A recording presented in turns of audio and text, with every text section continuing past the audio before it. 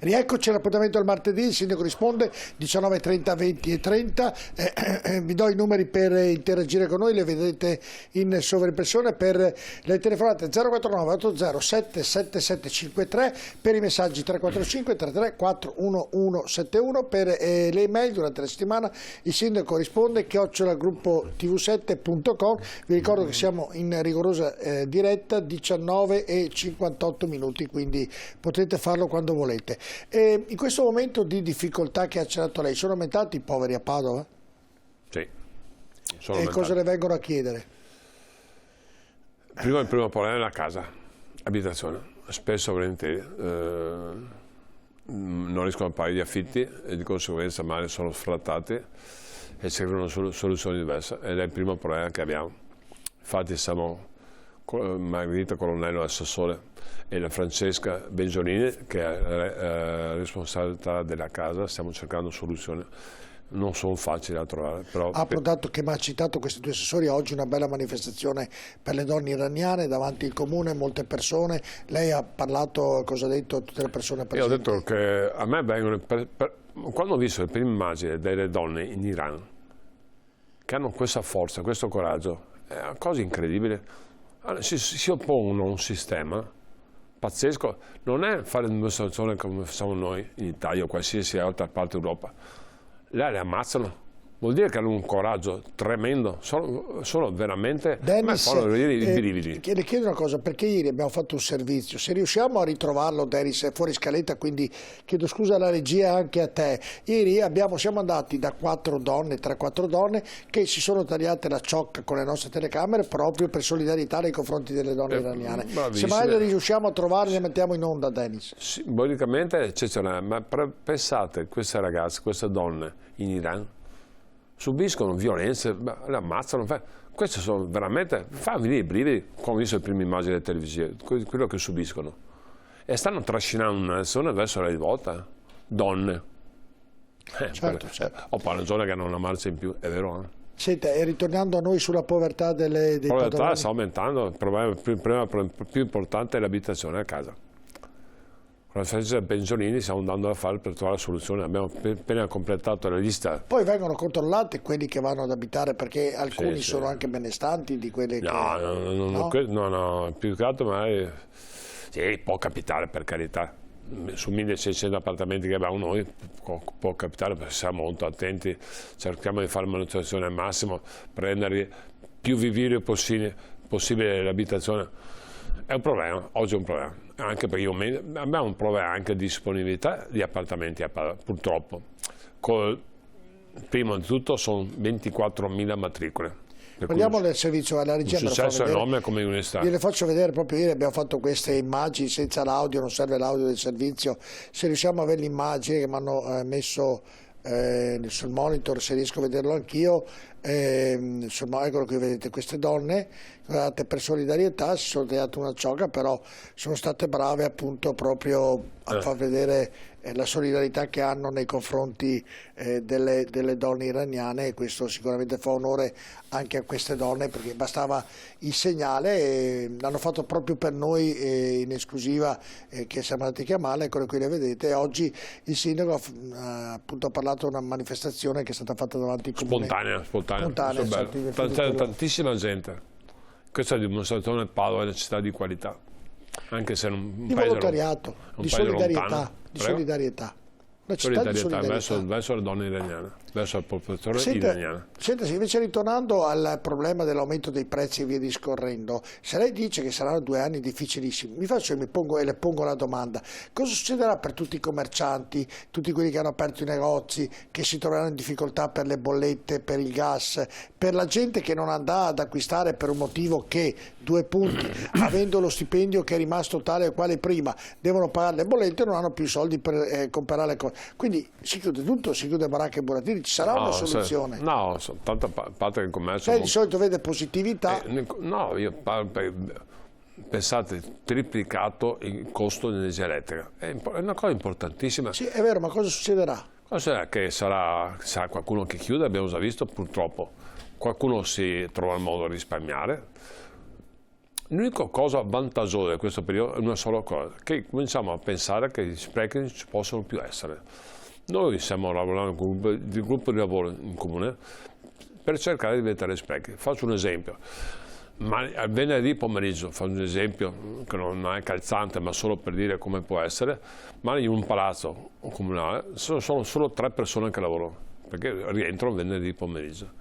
È assurdo riscaldare tutto il palazzo, per cui dobbiamo trovare un sistema per risparmiare questo riscaldamento, perché riscaldare un palazzo intero per 3 persone non vale la pena. Dobbiamo trovare una soluzione, non che il personale sia il freddo chiaramente, 3 persone che magari si spostano in un altro posto e per cui si spegne il riscaldamento. Sono tanti sistemi per risparmiare, anche noi stessi a casa. Quando c'è il riscaldamento a finestra aperta, no, non è più possibile fare così.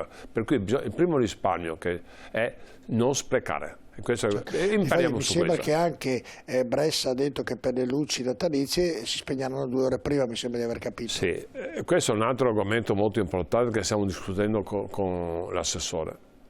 In un periodo così difficile, la logica, uno dice, beh, come faccio a illuminare la città con le cose natalizie, luci natalizie?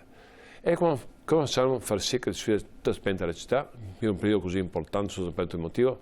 Vuol dire che il commercio si ferma, che l'anno scorso avevamo fatto una città bellissima, forse l'anno scorso non si può più fare una cosa del genere, bisogna ridimensionare, però anche a costo di sacrifici bisogna che la città sia un po' illuminata. Il Natale è un periodo importante non solo per il commercio, sotto l'aspetto emotivo, sotto l'aspetto delle sensazioni, di quello che sente uno. Bisogna trovare un modo per far sì, senza esagerare, è un periodo bellissimo, per cui va valorizzato. Sì, bisogna dare anche qualche soddisfazione, anche sotto l'aspetto dell'emozione bisogna far sentire, per cui sicuramente qualcuno dirà, ecco, no, c'è gente che non è capace di pagare la bolletta, ecco, il comune illumina la città, sarà parziale, chiuderemo prima, troviamo le soluzioni, però qualcosa bisogna fare. Va bene, andiamo avanti. Pensi, le do un dato che lei conoscerà sicuramente, per la sicurezza stradale. Ci sono stati quasi 800 incidenti stradali a Padova nei primi 8 mesi del 2022.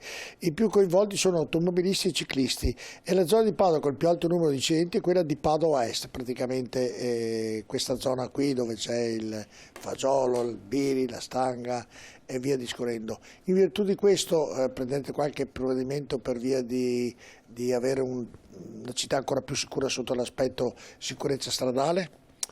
Se avete visto c'è il cosiddetto infomobility, tutti i pannelli che mettiamo sotto l'aspetto corri troppo veloce, attenzione, c'è questo problema, c'è molta comunicazione in questo senso, molte pattuglie, non per dare sanzioni, per creare polizia locale, per cercare di far sì che stiano attenti. Ci sono tante biciclette a Padova, tantissime, per fortuna, spesso e volentieri ma non sono proprio disciplinati, però ragazzi abbiamo una città che sono di studenti, di conseguenza sono tante biciclette elettriche, monopattini.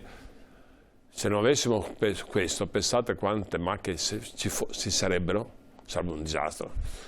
Per cui va sì che uno sia attento, vada piano, sia molto attento, perché è molto facile provocare incidenti, anche le biciclette stesse, nella loro sicurezza, avere luci, però per fortuna sono incidenti la maggior parte non gravi, questo almeno questo è positivo. Non dico però, cosa vedo che i monopattini servono due telefonini, una roba. Stiamo facendo una cosa importante con Aragona, con l'assessore Aragona, far sì che quando mettono i monopattini non in maniera corretta vengono penalizzati in termini economici. Vi spiego meglio, dato che sono tutti localizzati i monopattini, quando le mettono in maniera non corretta, per cui provocano anche problemi, parlo solo di sosta, nei sottoportici piuttosto che non vengono parcheggiati correttamente, l'azienda può togliere ad esempio 3 euro, 4 euro, adesso stavano determinando, per cui una multa indiretta per chi non si comporta bene in termini di parcheggio. È stato comunicato questo a chi vi lo prende? No, io parlo sempre troppo, stiamo esaminando. Pensavo fosse già in essere. Domani mi diranno, ma No, perché l'hai detto? Idea. Però l'assessore sta proprio facendo questo lavoro con le società di gestione, in modo tale che chi non si comporta correttamente sotto l'aspetto parcheggio, ripeto, le altre cose. No, io parlavo quando sono in strada. No, questa è una cosa diversa, qui ci pensa la polizia locale, certo. che dicono, perché non dare multa? Ragazzi, biocolo di dietro non è proprio facile sotto questo. Io le vedo spesso, ma lei no, i vigili no, io li vedo spesso. Se metto la macchina io male me la danno subito la multa. E fanno bene. E fanno bene. Messaggi, Dennis, andiamo con i primi 4 messaggi. Buonasera, i lavori del tram, linea stazione Volta Barozzo, dovevano iniziare a maggio 22 e terminare a dicembre 2023. Sono cambiate le date? Vi ricordo che sono già iniziati da parecchio tempo.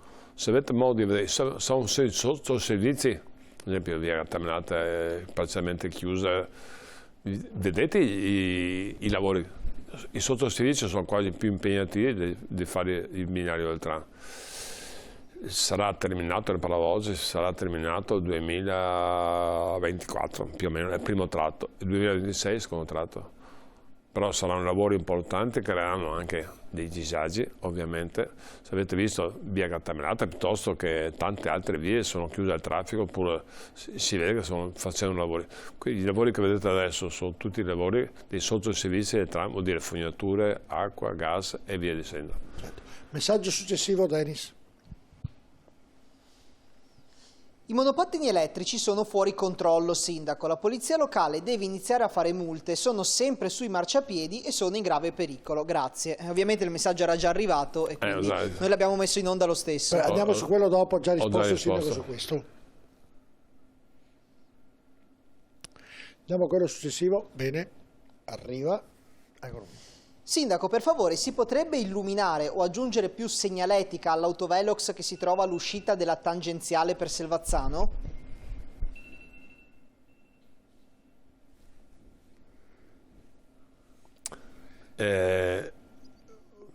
Forse non è il nostro, forse.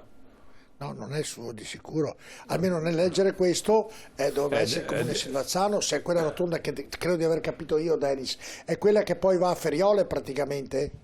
Sì, credo sia se non sbaglio, la SR47 DIR, se però non sbaglio. Ma hai detto molto così non ci ho capito nulla, però presumo sia quella che va a Feriole, che va praticamente verso Teolo, e se è quella, se non ho capito male, ovviamente credo sia in carico al comune di Selvazzano, non sicuramente al comune di Padova. Grazie della segnalazione, parlerò col sindaco, ovviamente. Però lei è presidente della provincia, quindi sì, però parlerò col sindaco di Selvazzano, c'è questo problema. Andiamo a quello dopo, Dennis. L'ultimo. Prima delle elezioni avevo fatto notare che da almeno 30 anni le auto entrano contromano in via Beato Pellegrino sulla corsia degli autobus e dei taxi. Entrano contromano dalla rotonda di Porta Trento. Il pericolo è nell'incrocio tra via Raggio di Sole e via Citro da Perugia con Beato Pellegrino. C'era la promessa di occuparsene, spero di avere abbastanza vita per vedere il suo lavoro. Ha ragione. Bisogna mettere... Bisogna... Una telecamera.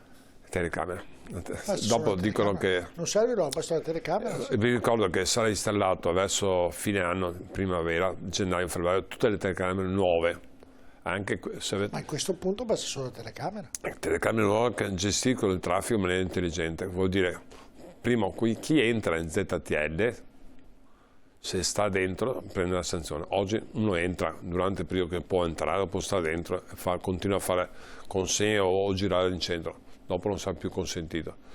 Se non sbaglio anche questo sarà messo in nuova telecamera, però ha ragione perfettamente, lo faccio ogni sera andando a casa ed è veramente pericoloso questo posto. Senta, una cosa che a lei credo le faccia particolarmente piacere, perché è stato presente per molti anni l'Interporto, che è stato inaugurato un nuovo terminal dedicato ai semirimorchi, collegamenti sempre più efficienti all'insegna della sostenibilità anche con altri porti ed interporti. Credo che le faccia piacere questa notizia, perché lei insomma, è un gioiellino che lei l'ha fatto crescere. Insomma. Ha fatto crescere. È dimostrazione che quando un'azienda pubblica funziona bene, se è gestita bene. In questo caso c'è il management, sono 5-6 persone, ma tutti i collaboratori di Interporto che lavorano in maniera molto appassionata. È un'azienda pubblica, per vedere Camera di Commercio, Comune, Provincia e anche soci, ovviamente altri soci, che sta andando benissimo. Il traffico merci è elevatissimo, pensate che fa quasi 9.000 treni all'anno, 9.000 treni vuol dire per 25 container, vuol dire una cosa incredibile. E questo sistema toglie il traffico dal Veneto, no? Dal Veneto. Pensate quanti bici, camion più ci sarebbero se non ci fosse l'Interporto. Poi c'è un'altra cosa importante che loro fanno, consegna l'ultimo miglio, il famoso ultimo miglio, City Porto, che sta andando benissimo, anche questo usano mezzi sostenibili, cioè metano piuttosto che elettrici, e consegnano in centro, per cui tutti fanno un hub di consegna totale in zone industriali e poi consegnano in centro. L'Interporto sarà molto messo, io sono molto orgoglioso di essere stato presidente dell'Interporto, perché ho imparato tante cose, un management importante, sta andando grossi risultati. Senta, prima nello spuntato, nel chiacchierare sulle difficoltà economiche, mi sono dimenticato di chiedere, quindi torno indietro perché era un argomento che dovevo trattare prima, che le piscine e le palestre come faranno? Stavo dicendo voi, però non lo so, francamente fa parte del problema. Non riusciamo a dare un aiuto sotto l'aspetto. E quindi chiuderanno le piscine? Attualmente non riusciamo a dare contributi. Perché ci hanno chiesto chiuderanno le piscine, quindi chiuderanno? Sono già chiuse. Sì, no, c'è qualcuna aperta, però... No, non mi risulta, però spero. Il problema è energetico, è importantissimo. Le canottieri saranno quelle private, forse, non lo so adesso. Sì. Molte, se dare le piscine costa un sacco di energia elettrica, per cui oggi non siamo in grado di dare un sostegno, ma alle palestre abbiamo un problema con le scuole. Innalzando il cielo oggi c'è la temperatura ancora buona, ma tra qualche settimana, se comincia il freddo, sarà un grosso problema. Vi ricordo che la temperatura per il pubblico sono 19 gradi, fa freddo 19 gradi. Se non sbaglio le scuole possono tenere 20 gradi, dopo c'è il problema che devono tenere le finestre aperte, per cui si avvicina un inverno molto difficoltoso. No, purtroppo. Ad esempio, come facciamo a chiudere l'illuminazione pubblica? Pensate, è impossibile, vuol dire dopo esce il problema del degrado, sicurezza, incidenti. Gente che il sindaco bisogna trovare i soldi per fare quello che qualcuno ha fatto per speculazione. Il governo un gioco di speculazione e come tale qualcuno deve risolvere il problema. Devono fare scostamento di bilancio. Io ho scostamento di bilancio, però io credo che davvero lo porto come esempio magari sul ragionamento da bar e dico, se lei vai al ristorante che pagava 30 euro a pranzo, va e quel giorno si trova, l'ho già detto in altre trasmissioni, quindi sono ripetitivo, ma ci credo, e trova il conto da 30 euro a 150 euro, lei chiama la Guardia di Finanza, i Carabinieri, dice guarda che qui non è possibile che fino a ieri ho pagato 30. No, non è 30, 150, parliamo di spesa energetica. No, mi segua nell'esempio.